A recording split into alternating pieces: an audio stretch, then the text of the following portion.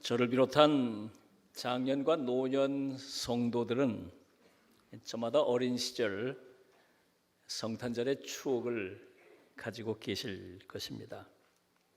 교회 학교가 준비한 성탄 축하 행사 기억나시죠?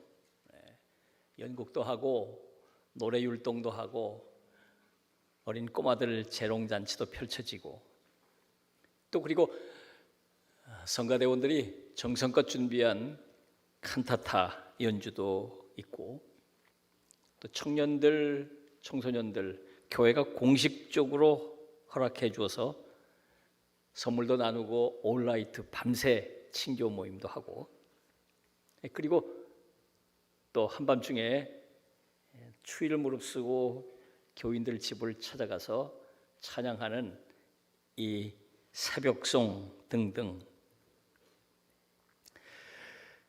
그런데 언제부턴가 교회 이런 성탄 문화가 하나씩 둘씩 사라져가고 있습니다.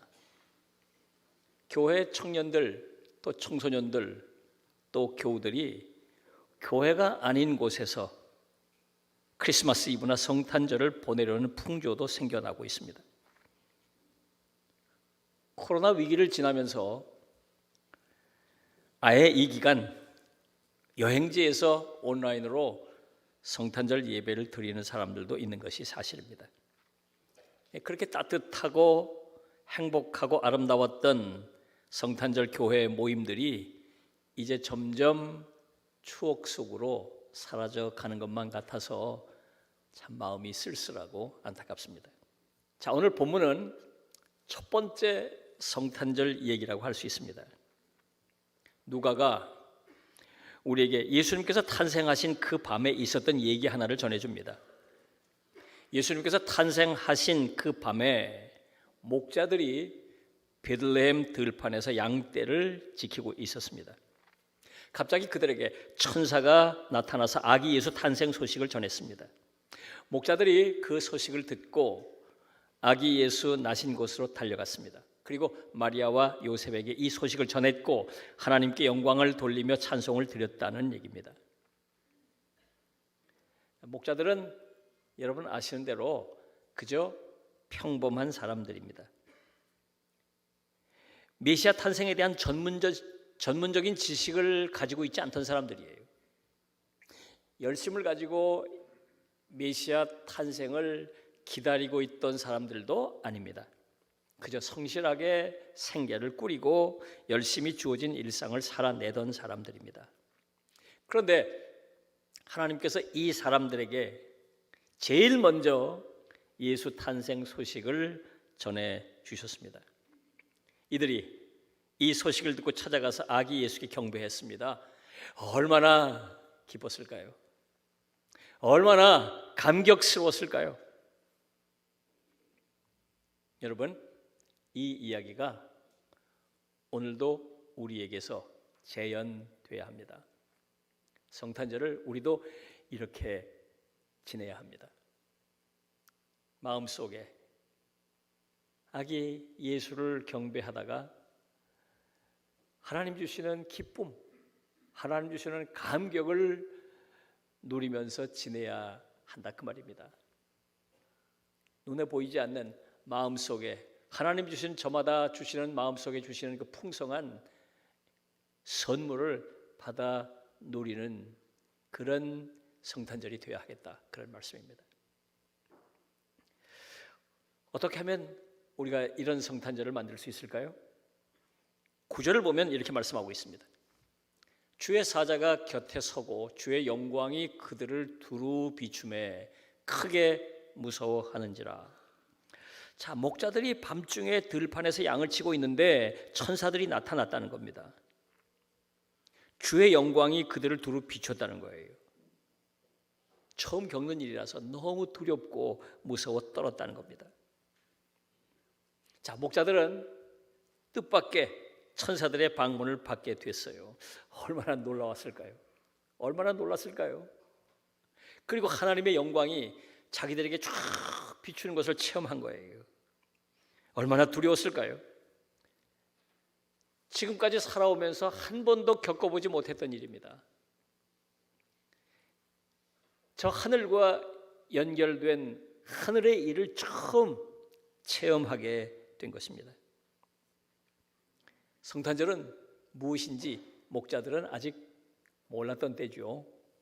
당연히 크리스마스 카드, 또 성탄 트리, 성탄 장식 한 번도 본 일이 없었을 겁니다. 또 울려 퍼지는 크리스마스 캐롤 들어본 일도 없었을 것이고, 성탄 축제, 성탄 예배 한 번도 드려보지 못했을 겁니다. 그럼에도 불구하고 이들은 그 마음에 놀라운 성탄의 기쁨과 감격을 맛보고 느끼게 되었던 것이죠. 이 성탄 사건은 하늘의 일입니다. 하나님께서 당신의 아들을 이 세상을 사랑하셔서 보내신 사건입니다. 하나님의 백성들을 죄에서 구원하시려고 보내신 사건입니다. 하늘의 일이에요.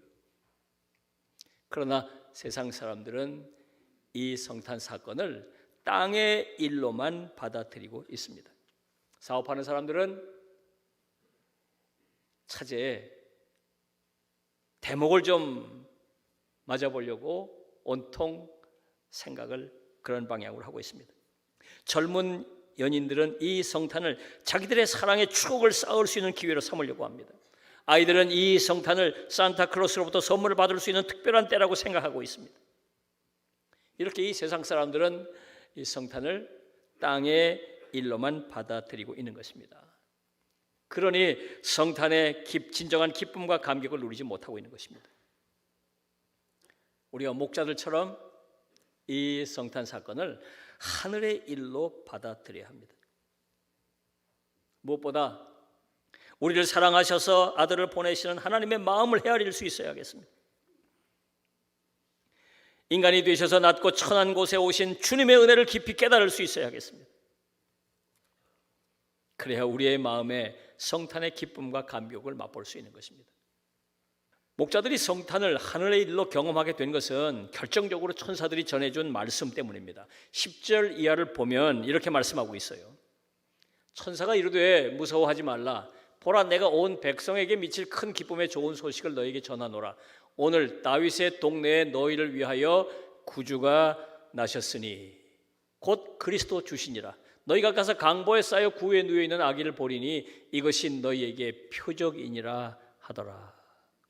천사들이 목자들에게 큰 기쁨의 좋은 소식을 전했습니다. 구주가 나셨다는 것입니다. 구유에 놓인 아기가 바로 구주 곧 그리스도 주시라는 거예요. 목자들이 이 말씀을 들었습니다. 그리고 이 말씀을 있는 그대로 믿었습니다. 그 말씀대로 탄생하신 아기 예수를 찾아가서 경배했습니다. 큰 기쁨과 감격을 맛보게 된 것입니다. 제가 이 설교 준비하고 말씀을 묵상하면서 엉뚱한 생각을 좀 해보았습니다. 만약에 내가 그 당시 그 자리에 있었던 목자들이었다면 나는 어떻게 했을까? 가만히 묵상하고 생각해 보니까요, 저 같았으면 천사가 이야기했을 때 토를 달고 질문하고 문제 제기를 했을 겁니다. 어떻게 아기가 강보에 쌓여 구유에 누워 있을 수 있습니까? 저는 물었을 거예요. 여러분, 아기가 태어난 일은 갑작스러운 사건이 아니잖아요. 오래 알고 기다리고 준비하던 사건이잖아요. 아이가 태어날 때 준비해 놓은 깨끗하고 따뜻한 방에 부드럽고 따뜻한 요 위에 태어난 아기를 강보에 싸서 거기다 눕히지 않을까요? 그건 당연하죠. 그런데 어떻게 아기가 태어났는데 그 아기를 외양간에 옆에 소, 말, 양떼들이 울고 있는 그 더럽고 추접한 그곳에 소나 말이 먹이를 먹는 그 여물통, 그게 구유 아니에요. 거기다가 지푸라기를 놓고 그 위에다가 강보에 쌓인 아기를 어떻게 거기다 누울 수 있느냐 그 말이에요. 어떻게 그럴 수 있어요? 그런데 더 큰 의문은 보통 아이들도 이럴 수가 없는데 하물며 구주가 나셨다면서 어떻게 구주를 그런 데 높일 수 있을까? 당시 유대인들은 구주, 메시아는 다윗의 자손에서 나온다는 걸 알았으니까 다윗의 자손, 왕족이에요, 왕족. 귀족도 아니고 왕족인데, 왕족이 태어나는데 어떻게 왕족의 아기가 그런 곳에 태어날 수 있을까? 당연히 문제 제기하고 당연히 따졌을 거고, 천사가 떠난 뒤에 자기들끼리 모여서 수근수근거리고 그런 얘기를 했어야 옳았을 것 같아요. 저 같았으면 그랬을 것 같아요. 그런데 놀랍게도 목자들은 천사들이 전해준 그 말을 그대로 믿었습니다. 아무런 토를 달지 않았어요. 그 말씀을 아멘으로 그냥 믿었습니다.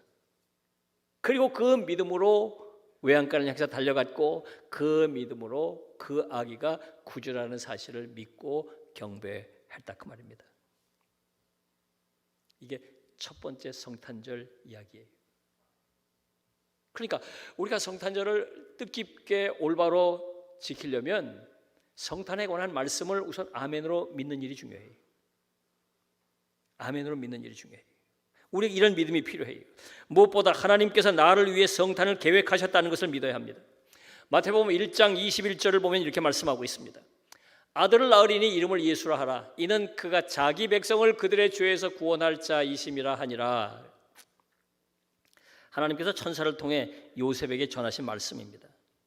하나님께서 아들 예수를 자기 백성을 죄에서 구원하러 보내시려고 계획하셨다는 것입니다. 여러분, 우리가 이 성탄의 아침에 하나님께서 나를 구원하시려고 성탄 계획을 이미 오래전부터 세우고 계셨다는 사실을 믿어야 합니다. 그리고 그 믿음을 통해 마음속에 하나님의 그 크신 사랑을 다시 한번 감격하며 느낄 수 있어야 해요. 나를 사랑하셔서 그 아들 예수를 아기로 이 땅에 보낼 계획을 오래전부터 세우고 계셨고, 때가 돼서 그 일을 실행하셨구나. 이걸 믿어야 해요. 이걸 믿어야 해요. 자, 본문 20절은 이렇게 말씀하고 있습니다. 목자들은 자기들에게 이르던 바와 같이 듣고 본 그 모든 것으로 인하여 하나님께 영광을 돌리고 찬송하며 돌아가니라. 목자들이 베들레헴 마구간을 찾았습니다. 정말 놀랍게도 천사가 일러준 그대로예요. 그래서 요셉과 마리아에게 천사들에게 들은 이야기를 다 전해주고 그 아기 예수께 경배를 드리고 그 아기 예수를 비웃는 거예요. 하나님이 보내신 구주를 만나는 거잖아요. 구주를 만나는 거예요. 그 감격 때문에 자기도 모르게 마음 깊은 곳에서 찬송이 우러나오는 겁니다. 그 찬양이 우러나오는 거예요. 그래서 그 자리에서 찬양을 불렀다는 거예요. 그리고 그 만남을 뒤로 하고 집으로 돌아가는데 그 찬양이 그치지가 않는 거예요. 계속 찬양을 하면서 돌아갔다는 거예요. 찬양. 여러분, 우리가 이 성탄절에 마음을 다해서 주님께서 받으실 만한 찬양을 드릴 수 있다면 얼마나 좋을까요? 사람 들으라고 부르는 찬양이 아니고, 나 좋자고 부르는 찬양이 아니고, 주님께서 받으실 찬양을 드릴 수 있다면 얼마나 좋을까요? 목자들은 하나님께서 받으실 찬양을 그 밤에 드렸던 것입니다. 여러분, 이 성탄절에 아기 예수께 또 하늘의 우리 아버지께 마음으로부터 우러나오는 찬양을 드리실 수 있기를 바랍니다. 자, 성탄절입니다. 매년 반복되는 성탄절이지만 우리는 마음을 다해서 맞이해야 하겠습니다. 목자들처럼 주님의 성탄이 땅의 일이 아니라 하늘의 일이라는 사실을 기억하고 하늘의 일로 대해야 하겠습니다. 성탄 말씀 주신 말씀을 마음으로 믿고 감사해야 하겠습니다. 그리고 마음으로부터 우러나오는 뜨거운 찬양을 하나님께 드릴 수 있어야겠습니다. 여러분의 성탄절이 하나님 주시는 기쁨과 감격이 충만한 성탄절이 되시기를 우리 주님의 이름으로 축원합니다. 기도하겠습니다. 주신 말씀을 생각하면서 감사와 다짐과 결단의 기도를 주께 드립니다. 다 같이 기도하겠습니다.